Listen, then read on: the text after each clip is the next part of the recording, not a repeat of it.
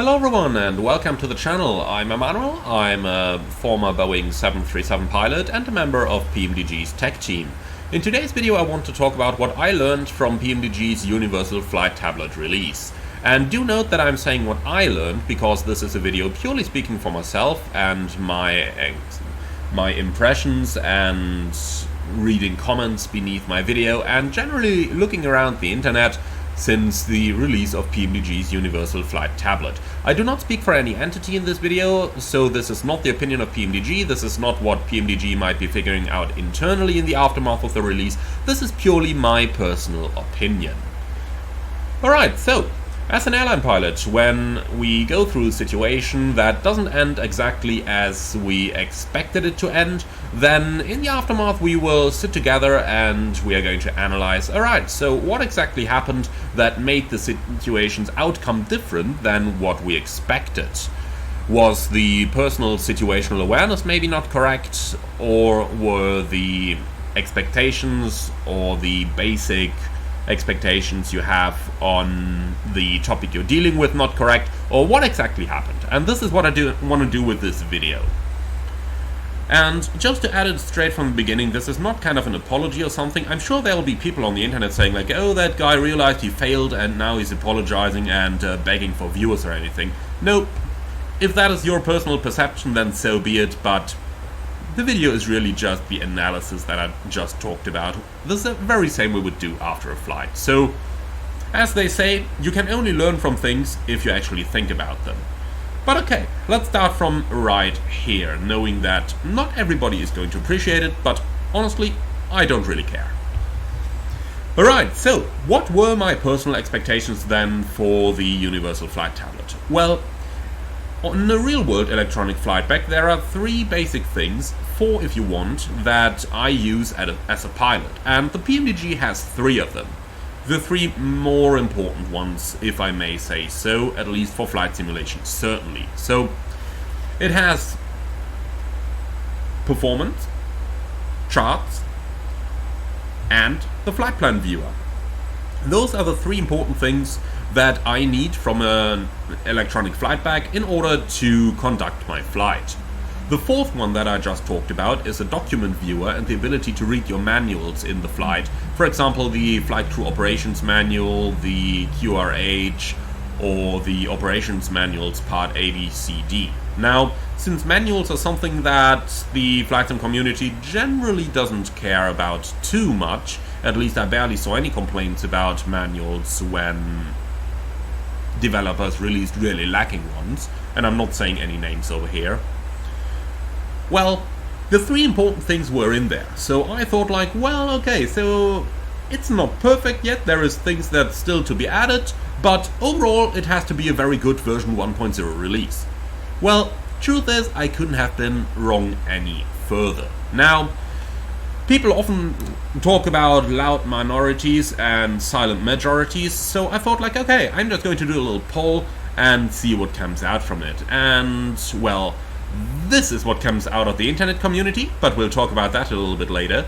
And this is the poll I did on my channel, and the result turned out 63% think it should have been further developed, including further delays, and only 37% are happy with it as it is. Now, normally I would have expected the silent majority to be something in the region of about 70 or 80% or so clearly my expectations were out of place over here.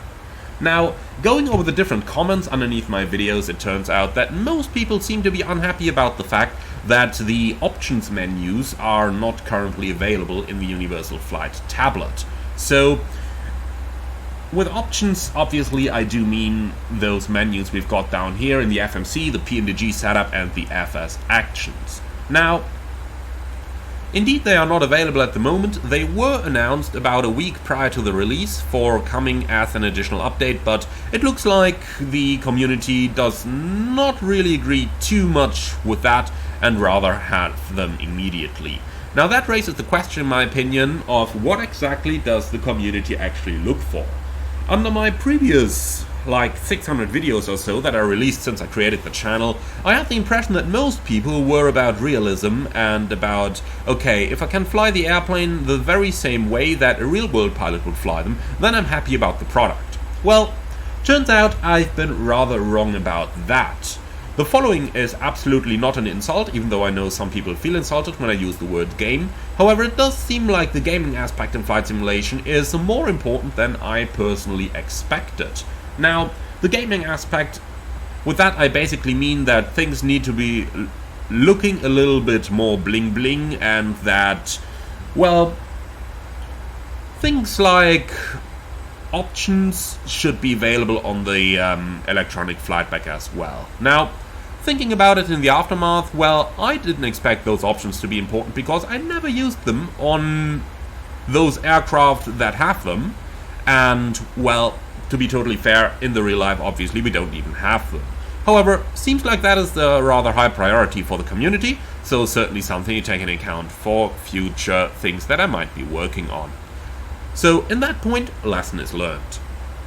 Now, going on from there, let's talk about, well, the community's reaction to things. So, many said that PMDG would have hyped the electronic flight bag as something revolutionary coming to our simulator and something never seen before.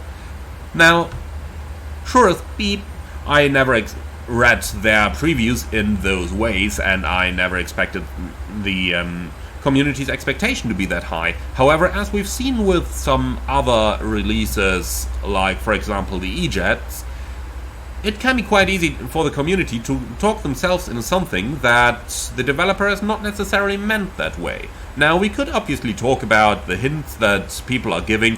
However, at least in terms of PMDG, they've always been a high value target in flight simulation for people who are looking for something to complain about, but some of that, sure enough, is actually justified. So, in these cases, I do personally believe that some things could have been done in a rather different way, and some things could have been done in a, let's just call it, a little bit more, well, productive way.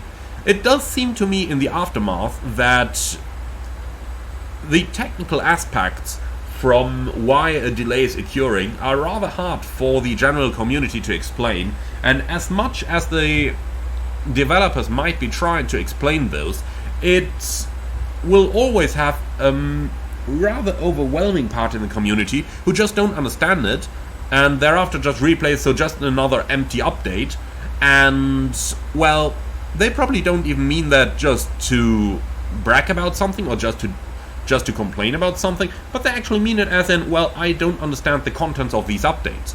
And for that reason, even though a lot of people in the aftermath of the Universal Flight Tablet release are now complaining about, well, all those delays, I expected a lot more, those people just didn't understand previously what exactly caused the delays and what exactly has been going on in the background, even though I could personally clearly understand it from what has been written in those updates. For that reason, in my opinion, the good old flight simulation developers' approach of I'm just not saying anything, I'm just releasing whenever I feel ready about it, is probably the approach that I personally would be taking in the future. But welcome to flight simulation. I suppose things are going quite a bit different over here than in many other parts of the world and other parts of the internet. Sure enough, we see it with other projects at the moment as well, that if a timeline is given, if that timeline is released, people do get rather annoyed, all the way up to the point where the lead developer of Flight Simulation Group had to make a public announcement that people would please not send insulting direct messages to their team members when a delay happens. And that's something that I can really only back up here over here, guys. Even though some things might not go to plan, you will never be able to fulfill the demands of the community.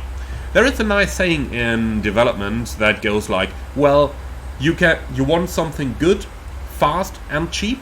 Choose two of them. Well, that does seem to be quite true, and the most important point here is, if you give a release timeline in flight simulation, you miss it, you can only lose about it. For that reason, personally, I'm now all in for, well, just don't give any such timelines at all anymore.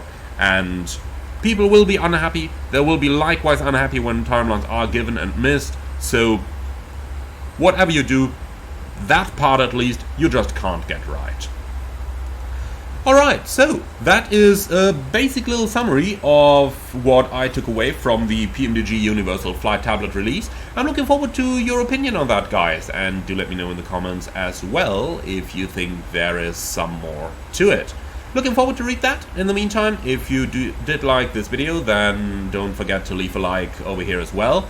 And on the very last point over here, I just have to say, well, there is something revolutionary about the PMDG Universal Flight Tablet, even though it's often overlooked at the moment. And that is the fact that third-party developers can actually integrate their own apps. And sure as hell, if something can be done, then somebody on the internet is gonna do it. So, quick one from Reddit user ComZ over here. I absolutely love it, and that is how I'm gonna sign out on this video. Thank you for watching, everyone. I see you all again on the next one, and in the meantime, enjoy what you're flying, whatever aircraft that is. And a final little word over here: being happy about something or not, insulting someone is never exactly the way to go. Everybody is welcome to voice critique, anybody is welcome to voice their unhappiness, but do it in a calm and do it in an appropriate manner. Telling somebody things that you wouldn't tell them in real life isn't the way to go on the internet, and most certainly it doesn't bring you anywhere. You might feel those satisfaction for 3 seconds writing an insult, but what are you actually going to achieve with it? Nothing. Well, if at all, the fact that the developer might no longer be reading your comments, but rather might be simply disregarding them altogether if they're started with an insult rather than with constructive criticism, which is always very welcome, and which any developer I know, regardless if it's PMDG, if it's Phoenix, if it's anybody else, very much welcomes. Thank you for watching. I see you all again on the next one.